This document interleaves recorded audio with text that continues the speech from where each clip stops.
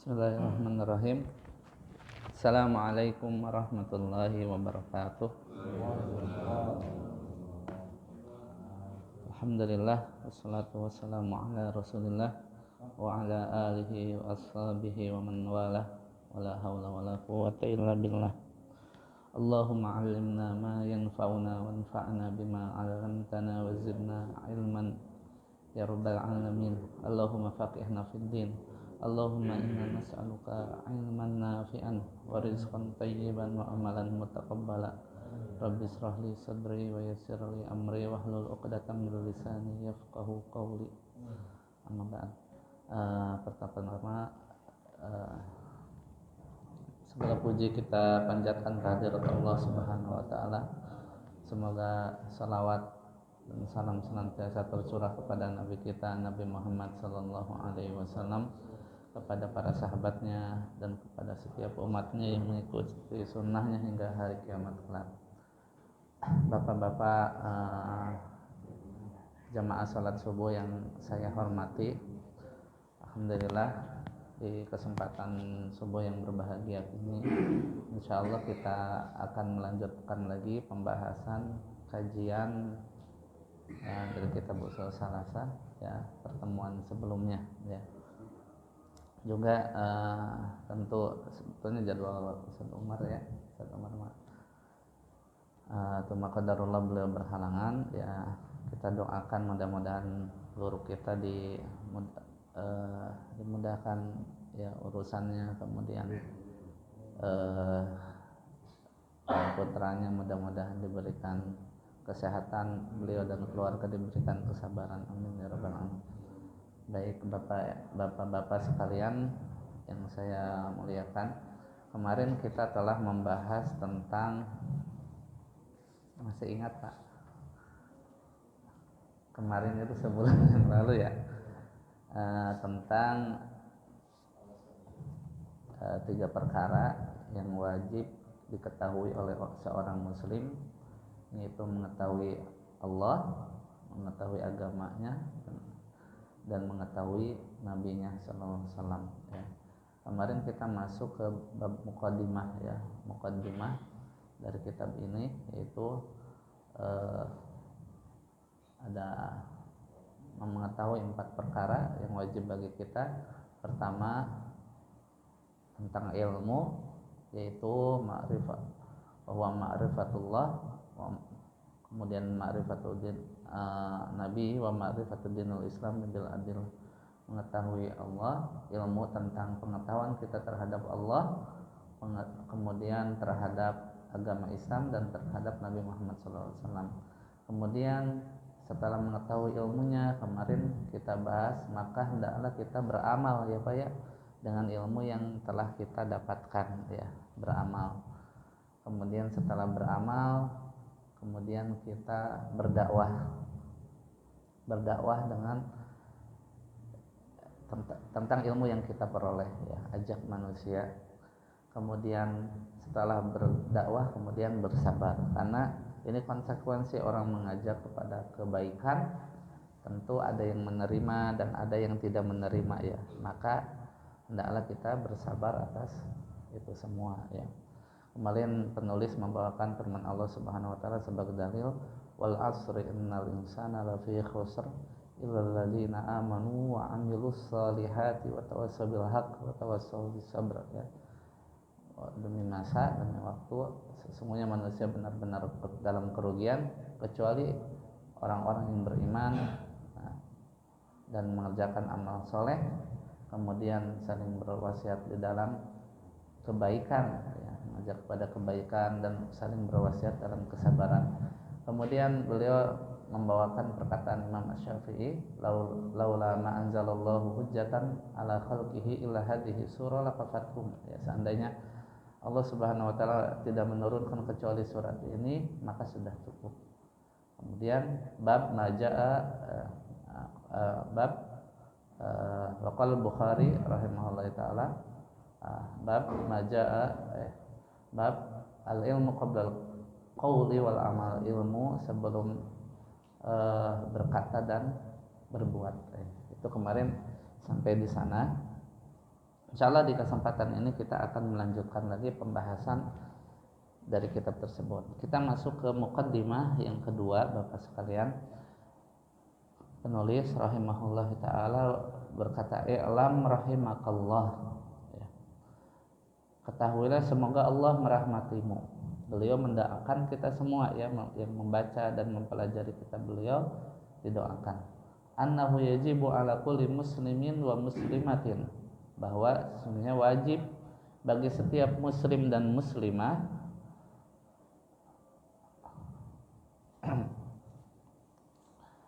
ta'allum hadhihi salasi masail wal amalu bihinna, yaitu mempelajari pula 3 hal berikut ini dan mengamalkan. Ada 3, kemarin 4 perkara, kemudian di muqaddimah kedua beliau membawakan 3 perkara yang wajib kita ketahui dan beramal ya.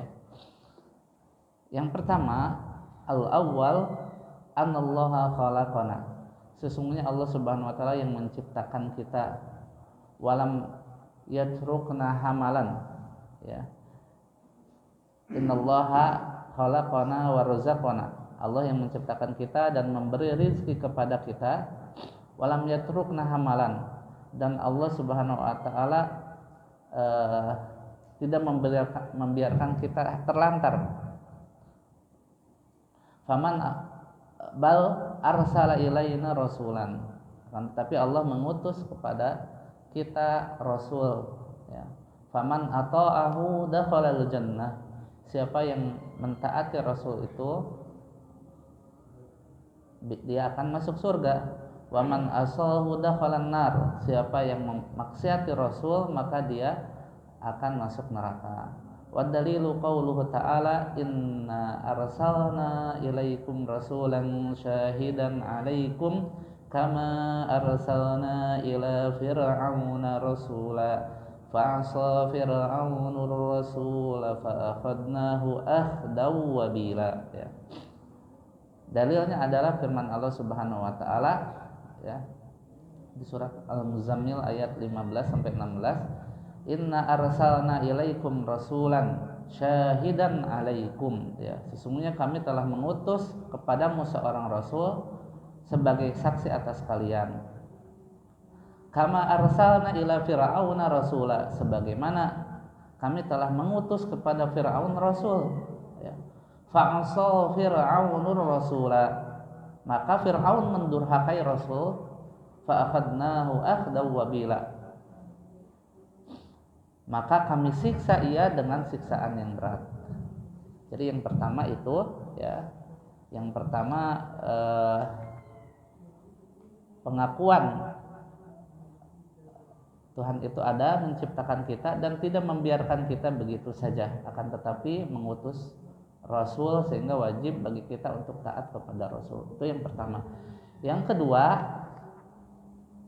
asalnya yang annallaha la yarda an yushraka ma'ahu ahadun fi ibadatihi la malakun muqarrabun wala nabiyyun mursalun wa dalilu qauluhu ta'ala wa annal masajida lillahi fala tad'u ma'allahi ahada. Yang kedua, sesungguhnya Allah tidak ridho disekutukan dengan siapapun dalam beribadah kepadanya, tidak dengan malaikat yang didekatkan, tidak pula dengan nabi yang diutus. Dalilnya adalah firman Allah Subhanahu wa taala di surat Jin, wa annal masajida lillahi fala tad'u ma'allahi ahada ya. Dan sesungguhnya masjid-masjid itu adalah kepunyaan Allah, maka janganlah kamu menyembah seorang pun di dalamnya di samping menyembah Allah. Itu yang kedua, yaitu bahwa Allah Subhanahu wa taala tidak ridho dengan kesyirikan ya. Yang ketiga, asalisa anna man ata'a ar-rasul wa wahadallah la yajuzu lahu muwalatu man hadallaha wa rasul. Barang siapa yang mentaati Rasul dan mentauhidkan Allah, maka tidak boleh baginya berwala, yaitu loyal, memberikan kecintaan kepada orang yang menentang Allah dan Rasulnya. Walau kana aqraba qarib ya, meskipun dia adalah kerabat yang dekat ya, kerabat dekatnya ya. Wa dalilu qauluhu ta'ala, dalilnya firman Allah Subhanahu wa taala, la tajidu qauman yu'minuna billahi wal yaumil akhir yuwaduna man hadallaha wa rasulah. Ya. Kamu tidak akan dapati suatu kaum yang beriman kepada Allah dan hari akhir saling berkasih sayang dengan orang-orang yang menentang Allah dan Rasulnya. Walau kanu aba'ahum au abana'ahum au ikhwanahum, walaupun itu adalah kerabat bapak-bapak mereka. Assalamualaikum warahmatullahi wabarakatuh. Au abana'ahum, atau anak-anak mereka, au ikhwanahum, atau saudara-saudara mereka, au ashiratahum, atau keluarga mereka. Ulaika kataba fi qulubihimul iman wa ayyadnahu biruhim min. Ya. Mereka itulah orang-orang yang Allah telah menanamkan keimanan dalam hati mereka dan menguatkan mereka dengan pertolongan yang datang darinya. Wa yudkhiluhum jannatin tajri min tahtihal anhar. Ya, Allah Subhanahu wa taala akan memasukkan mereka ke dalam surga yang mengalir di bawahnya sungai-sungai. Khalidina fiha, mereka kekal di dalam surga. Radhiyallahu anhum wa radu'an, Allah ridha terhadap mereka dan mereka ridha terhadap Allah. Ulaika hizbullah, ketahuilah mereka itulah golongan Allah. Ala inna hizballahi humul muflihun, bahwa sesungguhnya golongan Allah itulah golongan yang beruntung. Al-Mujadilah ayat 22. Yang ketiga, wajib tidak boleh bermualah, loyal, memberikan kecintaan kepada orang-orang yang memusuhi Allah dan Rasulnya. Ada 3 perkara ya. Pertama, Tuhan itu ada, menciptakan dan tidak membiarkan kita begitu saja, tetapi Dia, Allah Subhanahu wa taala, mengutus Rasul, sehingga wajib bagi kita untuk taat kepada Rasul. Yang kedua, bahwasanya Allah tidak ridho dengan kesyirikan. Ya. Yang ketiga, wajib tidak boleh bermualah atau loyal kepada orang-orang yang memusuhi Allah dan Rasulnya. Ya. Itu 3 perkara yang akan kita bahas pada kesempatan subuh ini. Mudah-mudahan Allah Subhanahu wa taala mudahkan. Nah, sebagaimana kita ketahui bahwa sesungguhnya kita hidup di mana pemikiran di sekeliling kita banyak keyakinan-keyakinan yang tidak benar tentang keberadaan Allah Subhanahu wa taala, ya, semakin menyebar, ya. Ya, padahal bukti-bukti bahwa Allah Subhanahu wa taala ada, Tuhan itu ada, telah banyak, ya, banyak, ya. Baik itu dari penciptaannya, ya, baik itu tentunya di dalam Al-Quran dan Sunnah juga. Tetapi banyak orang-orang yang tidak meyakini keberadaan Tuhan, keberadaan Allah Subhanahu wa taala. Jelas ini kekeliruan yang besar, ya. Seorang yang fitrahnya lurus itu akan meyakini bahwa adanya pencipta, ya Pak, ya. Tidak mungkin alam dunia ini dengan segala dengan segala ciptaan, ya, ciptaan-ciptaan yang banyak itu, yang sangat sempurna penciptaannya, ada langit dan bumi, ya, ada sungai, ya, ada kehidupan, itu tidak mungkin berdiri sendiri, ya.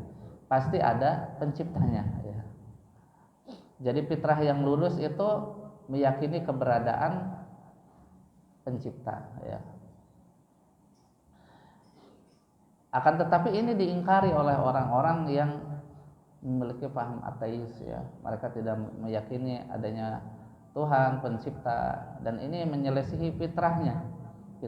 Tidak mungkin seseorang itu terjadi ada atau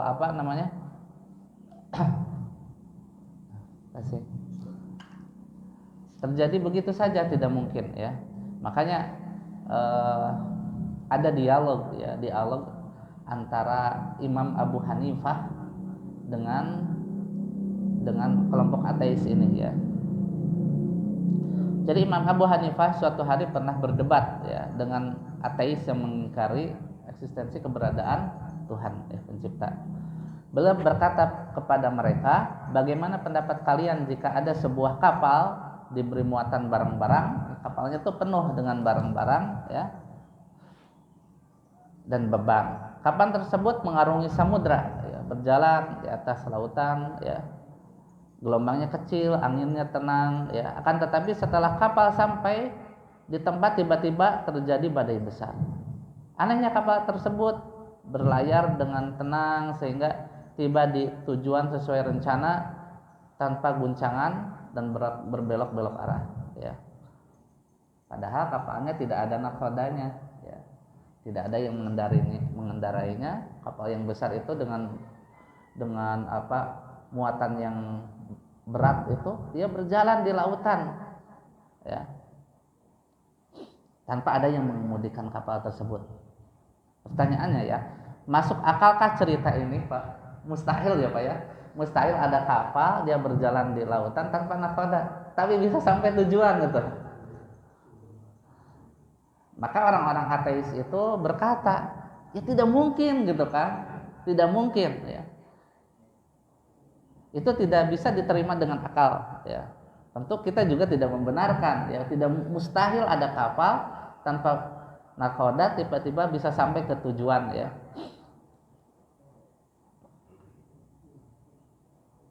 Bahkan oleh khayal sekalipun, wahai Syekh, katanya. Walaupun dengan khayalan kita pun tidak sampai ke sana, ya. Maka lalu Abu Hanifah berkata, Imam Abu Hanifah, subhanallah, ya, kalian mengingkari adanya kapal yang berlayar tanpa pengemudi, namun kalian mengakui bahwa alam semesta yang terdiri dari lautan yang membentang, langit yang penuh bintang, dan benda-benda langit serta burung yang berterbangan tanpa adanya pencipta, ya, tanpa adanya pencipta yang sempurna penciptaannya dan mengaturnya dengan cermat, ya. Bayang orang ateis ini tidak meyakini kapal yang berlayar tanpa nakhoda, ya. Dia tidak meyakini itu, tetapi dia meyakini bahwa tidak adanya Tuhan, ya. Tidak adanya pencipta yang itu perumpamaannya lebih agung daripada sebuah kapal, ya. Kenapa dia tidak meyakini yang satu, tetapi dia meyakini tadi, ya, tidak adanya pencipta alam semesta, ya. Maka beliau berkata, celaka kalian, lantas apa yang membuat kalian ingkar kepada Allah, ya. Ini sebetulnya analogi orang-orang ateis itu bisa dipatahkan hanya dengan logika, ya. Hanya dengan logika, ya. Jemaah salat subuh dan pengajian subuh yang dimulaikan Allah Subhanahu wa taala, bahwa Allah Subhanahu wa taala berfirman,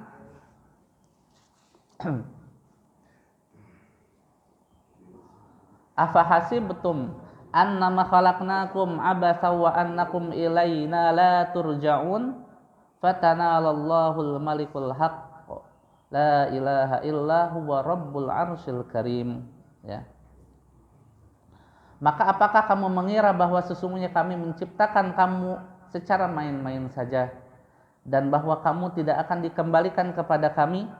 Maka maha tinggi Allah, Raja yang sebenarnya, tidak ada Tuhan selain Dia, Tuhan yang mempunyai arsy yang mulia. Al-Mu'minun ayat 115-116.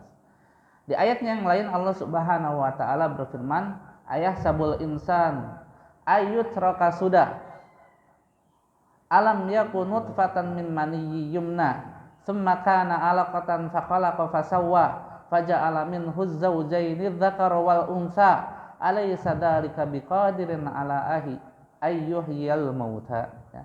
Apakah manusia mengira bahwa ia akan dibiarkan begitu saja tanpa pertanggungjawaban? Bukankah dia dahulu setetes mani yang ditumpahkan ke dalam rahim, kemudian mani itu menjadi segumpal darah, lalu Allah menciptakannya dan menyempurnakannya, lalu Allah menjadikan daripadanya sepasang laki-laki dan perempuan. Bukankah Allah yang berbuat demikian berkuasa untuk menghidupkan orang yang mati? Al-Qiyamah ayat 36-60. tentu saja tidak mungkin tahapan-tahapan yang sangat detail ini tercipta dengan begitu saja tanpa pencipta, ya, tidak mungkin, ya. Oleh karenanya, dengan sebab-sebab ini, ya, sebagaimana disebutkan penulis, beliau berkata, walam yatrukna hamalan, ya, Allah tidak akan membiarkan kita, Pak, ya. Bal arsala ilaina rasulan, akan tetapi Allah mengutus kepada kita rasul, ya.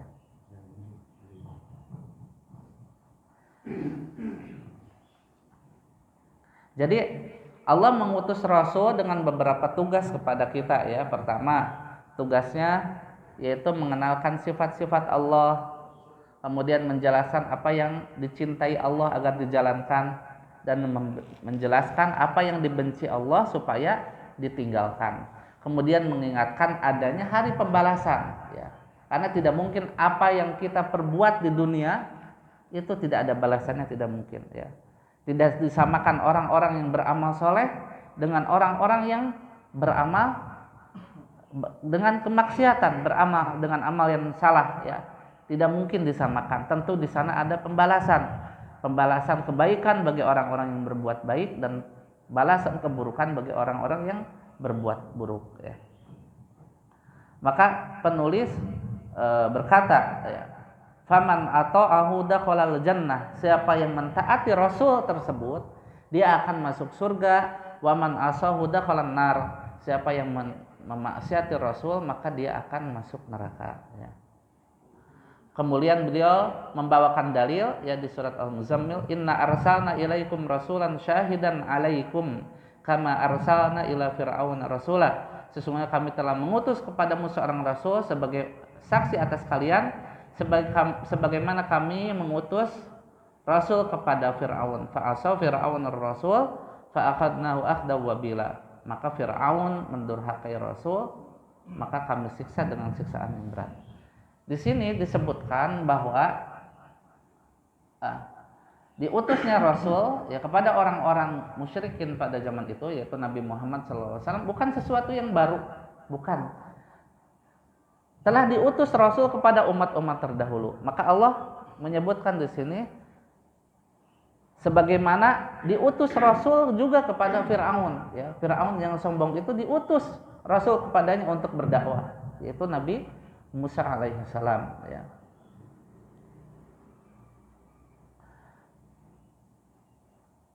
Maka barang siapa yang membangkang kepada nabi yang telah diutus, maka akan berakhir seperti berakhirnya Fir'aun, ya. Ketika Fir'aun itu mendustakan Nabi Musa alaihissalam, padahal telah jelas kepada Fir'aun itu tanda-tanda kemukjizatan Nabi Musa alaihissalam banyak sekali, ya, Pak.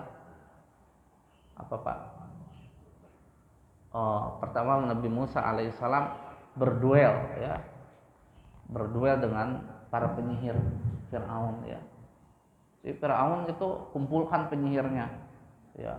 Kemudian mereka para penyihir itu melemparkan tali-tali, ya, tali-tali, dan berubah jadi ular. Maksudnya bukan talinya yang secara berubah dengan betul, tetapi mata manusia yang disihir sehingga melihat tali-tali itu berubah menjadi ular.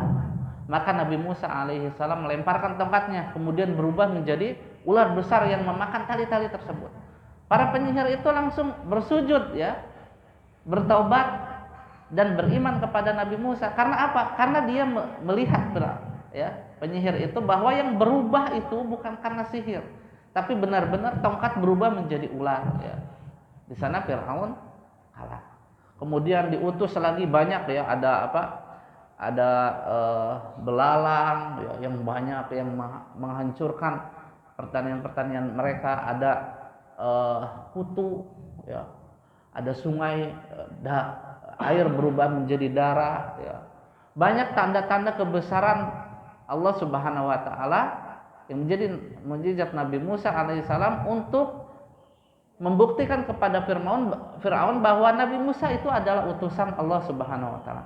Tapi fa'asa Fir'aun ar-rasul, ya. Tetapi Fir'aun itu mendustakan Nabi Musa, ya. Sampai dia meyakini bahwa dirinya adalah Tuhan, ya, puncak dari kesombongan seorang manusia, ya. Akhirnya apa? Akhirnya Allah Subhanahu wa taala tenggelamkan Firaun di Laut Merah dan bala tentaranya, ya. Kemudian Firaun mendapatkan siksaan yang berat, ya. Fa akhadnahu akhdaw wabila. Maka Firaun disiksa dengan siksaan yang berat, ya. Ini dijelaskan oleh para ulama bahwa Firaun dia mendapatkan tiga siksaan, ya. Siksaan di dunia, siksaan di barzah, di alam kubur, dan siksaan di akhirat. Firaun dapat siksaan di dunia, dia ditenggelamkan, ya. Jadi ketika dia mengejar Nabi Musa, ya, Nabi Musa udah terdesak, ya. Nabi Musa tidak sakti, ya. Nabi Musa, ya, sebagaimana Rasul yang lainnya, dia terdesak dan dia butuh pertolongan Allah Subhanahu wa taala. Kemudian Allah Subhanahu wa taala memerintahkan Nabi Musa untuk memukulkan tongkatnya ke lautan. Kemudian terbelah lautan. Ya, bayangkan. Dan ini kejadian ini disaksikan Firaun. Apa kesombongan yang luar biasa, ya. Kejadian yang luar biasa, terbelahnya laut disaksikan. Dan dia tetap berdusta, ya, mendustakan Nabi Musa. Nabi Musa lari, ya, Firaun dengan sangat berambisi ingin membunuh Nabi Musa dan para pengikutnya mengejarnya. Ya. Kemudian Nabi Musa sudah sampai di ujung, kemudian lautnya pun mulai bersatu kembali. Akhirnya Firaun ditenggelamkan. Di situ baru dia meyakini bahwa Musa alaihissalam itu adalah seorang utusan Allah. Tetapi pintu taubat tertutup, ya, ketika ajal berada di kerongkongan, ya, ketika mau dicabut ajal itu tertutup, ya. Dan nanti ketika matahari terbit dari tempat tenggelamnya juga tertutup pintu taubat, ya. Firaun akhirnya diazab oleh Allah Subhanahu wa taala di dunia dengan ditenggelamkan, ya. Kemudian diselamatkan jasadnya untuk pelajaran bagi kita semua. Jadi mungkin bapak-bapak ada yang pernah ke Mesir enggak? melihat jasad Firaun gitu. Nah, jadi jangan sampai kita mengagungkan, ya, Pak, ini dipuji-puji tentang Firaun. Justru Allah melihatkan kepada kita jasadnya itu menunjukkan ini orang paling hina, paling bejat, ya, paling jahat di muka bumi berakhir seperti ini, ya. Ya, jangan sampai kita mengagungkan, memuliakan jasad dari orang yang paling jelek yang Allah sebutkan di dalam Al-Quran. Kemudian di barzah, di alam kubur, dia diazab kembali, Pak. Ya, Allah Subhanahu wa taala sebutkan di surat Ghafir ayat 68, ya, bahwa Firaun dan bala tentaranya dipaparkan kepada mereka panas api neraka, ya. An-naru yu'raduna 'alaiha guduwwan wa 'ashiyya. Kepada mereka dinampakkan neraka pada pagi dan petang, ya. Dari zaman Nabi Musa alaihissalam sampai sekarang itu Firaun tidak henti-hentinya, Pak, diazab, ya. Pertama dia jelas azab Allah Subhanahu wa taala, azab kubur, ya, bagi orang-orang kafir itu, ya. Tidak mungkin Firaun bisa menjawab 3 pertanyaan itu, tidak mungkin, ya. Dia diazab dengan azab yang pedih. Kemudian dikasih lagi bonusnya, Pak. Bonusnya itu setiap pagi dan petang ditampakkan kepada Firaun azab yang lebih besar, neraka, ya. Ya. Kalau orang-orang kafir yang lainnya itu dia mungkin merasakan azab kubur, ya. Bukan mungkin, dia pasti merasakan azab kubur. Tapi tidak sedahsyat Firaun, ya.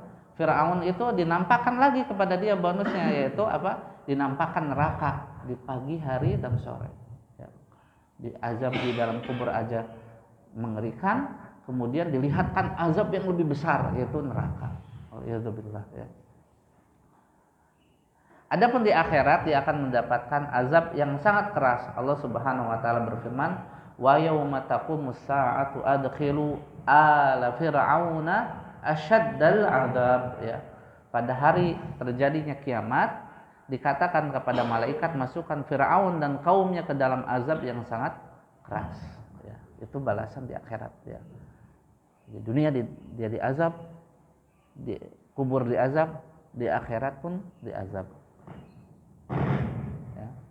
Maka hendaklah seorang tidak berspekulasi di dalam hidupnya, memilih untuk tidak taat kepada Rasul ya.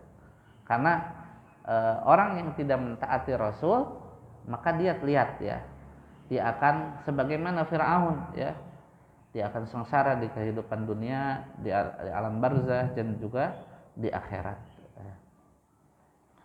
Itu yang pertama ya. Yang pertama bahwa yang telah kita bahas ya, yang pertama itu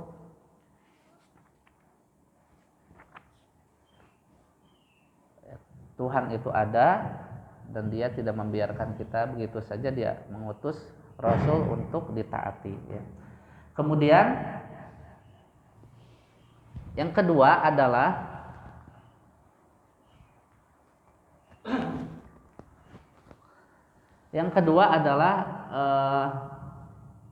asaniyah annallaha la yarda an yusyraka ma'ahu ahad fi ibadatihi ya. Allah Subhanahu wa taala, semuanya Allah Subhanahu wa taala tidak ridho disekutukan dengan siapapun di dalam beribadah kepadanya ya. La malakun muqarrabun ya. Tidak dengan malaikat yang didekatkan ya. Wala nabiyyun mursalun, tidak pula dengan nabi yang diutus ya. Wadalilul qauluhu ta'ala wa annal masajida lillah fala tad'u ma'allahi ahada ya. Dan sesungguhnya masjid-masjid Allah itu adalah kepunyaan Allah, maka janganlah kamu menyembah seorang pun di dalamnya di samping menyembah Allah. Jadi perkara yang kedua ini perkara yang sangat ya, urgent ya. Beliau penulis ingin menjelaskan tentang bahayanya kesyirikan, Pak. Kesyirikan ya. Yaitu menjadikan Allah Subhanahu wa taala tandingan ya, menjadikan bagi Allah tandingan dalam beribadah kepadanya ya. Ini perbuatan kesyirikan ini perbuatan yang merupakan lawan dari tauhid ya. Tauhid adalah mengesahkan Allah di dalam ibadah, sedangkan syirik adalah menyekutukan Allah dalam beribadah, menjadikan tandingan bagi Allah dalam ibadah. Dan perkara ini, perkara tauhid ya, adalah perkara yang sangat penting karena para nabi dan rasul tidaklah diutus kecuali untuk mengingatkan perkara ini ya. Bukan hanya itu, Allah Subhanahu wa taala menciptakan kita ke alam dunia ini adalah untuk tujuan mulia, yaitu beribadah dengan bertauhid kepadanya. Wa ma khalaqtul jinna wal insa illa liya'budun. Tidak aku ciptakan jin dan manusia kecuali untuk menyembahku. Ya ambudun, para ulama menjelaskan yuwahhidun, yaitu mentauhidkan Allah Subhanahu wa taala. Maka kita karena tujuan utama ini, maka kita harus mengetahui bahwa perkara yang paling agung yang Allah larang kepada kita adalah kesyirikan, Pak. Kesyirikan ya. Kesyirikan kepada Allah Subhanahu wa taala. Maka syirik ini memiliki bahaya yang sangat besar ya. Bahaya pertama tentang kesyirikan, syirik merupakan dosa yang sangat besar ya. Jadi di antara kumpulan dosa-dosa itu syirik teratas ini, Pak. Ya. Dosa syirik itu ya. Isyrak ya, syirku billah ya. Itu dosa paling besar di antara dosa-dosa besar ya. Yang mana ketika dia lakukan maka akan terhapus amal-amalnya ya. Maka Nabi SAW ditanya ya oleh sahabat, ayyudan bi'a'dham indallah, dosa apa yang paling besar di sisi Allah Subhanahu wa taala? Kemudian Rasulullah SAW menjawab, qal antaj'ala lillahi niddan wa huwa khalaqaka, kamu membuat tandingan bagi Allah, yaitu berbuat syirik sedangkan dia yang menciptakanmu ya.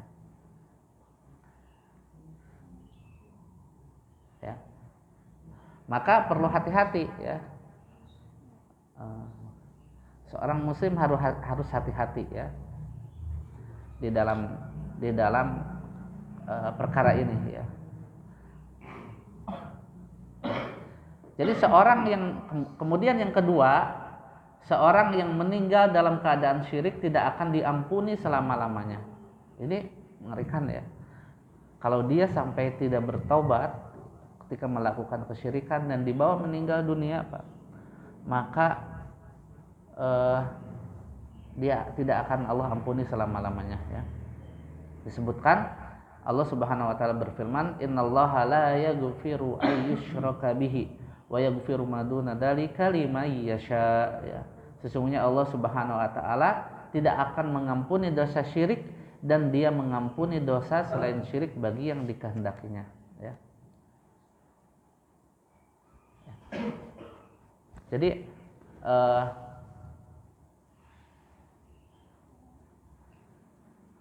wa may yusyrik billah faqad iftara isman azima ya.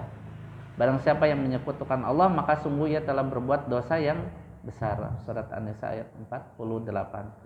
Kemudian Rasulullah SAW bersabda juga, man mata wa huwa yad'u min dunillahi niddan dakhalan nar ya. Siapa yang mati sedangkan dia menyeru selain Allah sebagai tandingan, maka dia akan masuk neraka ya. Ya. Jadi kalau misalkan orang-orang yang berbuat dosa ya selain syirik ya, mungkin dia berbuat dosa besar ya, berzina, membunuh ya, dia terancam masuk neraka ya. Tetapi apakah mutlak dia masuk neraka? Tidak ya Pak ya. Bisa jadi Allah Subhanahu wa taala ampuni karena dia seorang beriman ya. Kisah sebagaimana kisah pernah dikisahkan ya, ada seorang wanita pezina di zaman Bani Israel, kemudian dia berjalan, kemudian lihat seekor anjing ya yang kehausan gitu. Kalau nggak dikasih minum mungkin saja mati ya. Ya kemudian perempuan pezina itu memberi minum anjing tersebut. Ini dosa besar nggak Pak berzina? Berzina dosa besar ya. Tetapi Allah Subhanahu wa taala ampuni dengan sebab itu. Ya. Jadi tidak mutlak orang yang berbuat dosa besar itu pasti masuk neraka. Tetapi dia terancam Pak, kemungkinan besar diazab ya. Tapi tidak mutlak, tidak boleh kita memastikan memvonis dia seorang muslim beriman kemudian terjatuh dalam dosa besar kita vonis dia masuk neraka, tidak boleh Pak, tidak boleh ya. Tidak boleh ya. Kecuali orang-orang yang berpemahaman takfiri ya, Khawarij yang ya pemahaman ekstrim itu kan meyakini bahwa pelaku dosa besar itu apa? Dia kafir, dia kekal di neraka. Sedangkan Ahlus Sunnah tidak demikian ya. Maka seandainya pun dia diazab pelaku dosa besar, kan ada pelaku dosa besar itu tahta masyiatillah, di bawah kehendak Allah. Bisa aja tadi sebagaimana tadi Allah ampuni karena dia seorang beriman. Bisa saja dia diazab. Kalaupun diazab ya pelaku dosa besar dan dia tidak berbuat syirik ya yakni ahlu tauhid, maka statusnya dia tidak kekal di neraka Pak.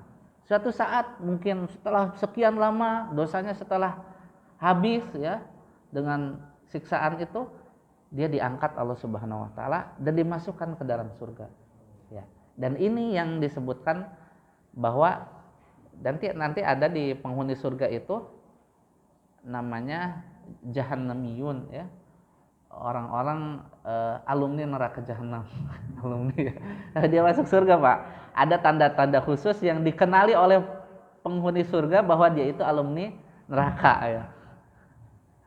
Jahannamiyun ya. Tetapi ujung-ujungnya dia masuk surga kalau dia beriman dan bertauhid ya. Bahkan tadi ya, orang mungkin melakukan dosa ya. Disebutkan ya. Ya benar Adam di hadap hadis qudsi, lau ataitani biqurabi dunya khotoya ya. Wahai anak Adam, seandainya engkau mendatangi Allah Subhanahu wa taala dengan membawa kesalahan, dosa sebesar bumi, summa lakitani la tusyriku bihi syai'a, dan dia mendatangi Allah Subhanahu wa taala, ya, dia meninggal mendatangi Allah dengan dia tidak menyekutukan Allah dengan sesuatu apapun, ya. Maka kata Allah Subhanahu wa taala, la ataituka biqurabiha magfirah. Maka Allah akan datangkan ampunan sebesar bumi pula. Ini menunjukkan kasih sayang Allah Subhanahu wa taala, sehingga dosa-dosa terhapus dengan tauhid, ya. Tapi ada juga ahli tauhid yang terancam masuk neraka juga, ya. Buktinya ada yang tadi orang-orang jahannamiyun, ya.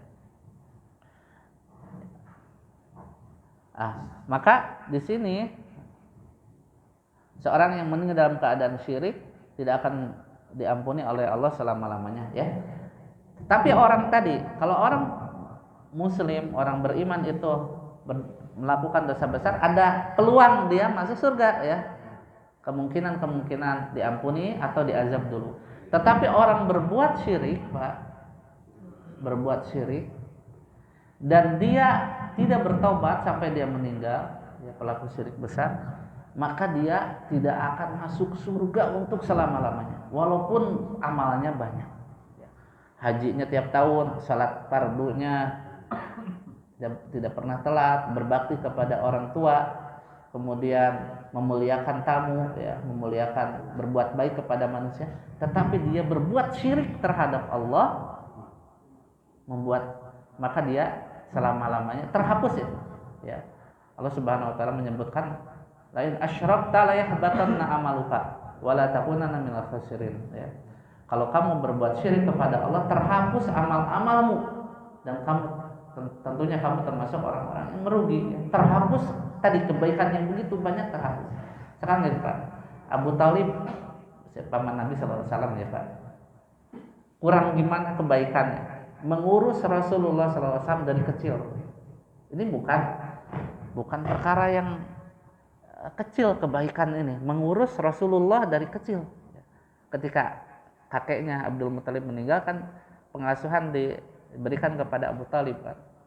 Dari usia 8 tahun itu diutus sampai beliau jadi diurus, terus sampai beliau menjadi rasul. Itu amal saleh yang banyak itu, Pak. Kemudian dia berhaji, ya. Kemudian memuliakan, ya, orang Quraisy secara umum memuliakan para jemaah haji, ya. Tentu kebaikan yang banyak dari Abu Thalib. Tetapi Abu Thalib meninggal di dalam kesyirikan. Akhirnya apa, Pak? Terhapus seluruh amalnya dan Abu Thalib masuk neraka dan kekal di dalam neraka jahanam. Di dalam neraka. Ya. Bahwa ternyata Abu Thalib itu kan merasakan siksa yang paling ringan, ya Pak, ya, Abu Thalib itu.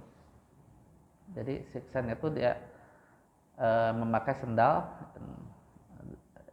bertali api itu, ya Pak. Sendal itu siksa paling ringan, ya. Kemudian otaknya itu mendidih, ya. Itu siksa paling ringan. Mungkin Abu Thalib menyangka dia itu siksaan paling keras, ya. Ternyata itu siksaan yang paling ringan. Dan itu selama-lamanya tidak akan masuk surga lantaran berbuat syirik. Terhapus seluruh amal-amalnya, ya. Walaqad uhiya ilaika wa ilal ladina min qablika la in asyrakta la yahbatanna amaluka wa la takunanna minal khasirin. Surat Az-Zumar ayat 65.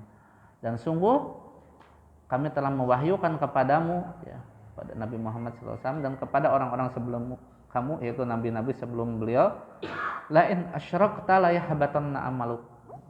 Seandainya kamu Muhammad itu berbuat syirik, terhapus seluruh amal-amalmu. Wala takunanna minal khasirin, dan tentu dia termasuk orang-orang yang merugi. Bayangkan, Allah mengingatkan kepada kita, seandainya Nabi Muhammad saja, yang itu nabi yang paling mulia, paling dicintai Allah, paling dekat dengan Allah, seandainya Rasulullah berbuat syirik, terhapus amal Rasulullah, terhapus amal beliau dan menjadi orang-orang yang. Lalu bagaimana dengan selain beliau, ya? Misalkan dia meminta kepada mayat misalkan, atau dia berkurban untuk berhala, ya. Kemudian banyak model-model kesyirikan, ya. Tentu mereka lebih terhapus lagi, ya, amal-amalnya, ya. Seandainya Rasulullah saja diancam ya oleh Allah. Ini peringatan bagi kita ya. Peringatan bagi kita semua. Kemudian ya sebagai udah habis. Oh ya, kita selesaikan ya.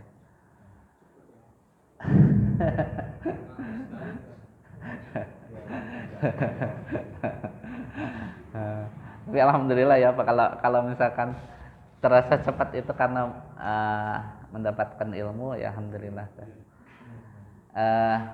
Kemudian sebagaimana tadi ya, kesyirikan diantaranya menyembah orang yang telah meninggal atau menyembah seorang nabi ya. Nabi Isa alaihissalam itu disembah oleh siapa Pak? Oleh orang-orang Nasara ya. Ya, dia disembah, maka ini sebuah kesyirikan yang menimpa Bani orang-orang Nasara ya. Kemudian yang terakhir asalisa annaman atau ar-rasul, siapa yang mentaati Rasul wa wahhadallah la yajuzu lahu muwalat ya, siapa yang mentaati Rasul dan dia mentauhidkan Allah, itu tidak boleh dia memberikan loyalitas, kecintaan kepada orang-orang yang menjadi musuh Rasul, walaupun dia itu kerabat sendiri. Tidak boleh kita mencintai, dalam artian mencintai dalam agama ya, tidak boleh kepada orang walaupun dia bapak kita, anak-anak kita, kerabat kita. Maka seorang yang mengaku beriman kepada Allah dan hari akhir, dia itu tidak boleh memberikan kecintaan kepada mereka ya.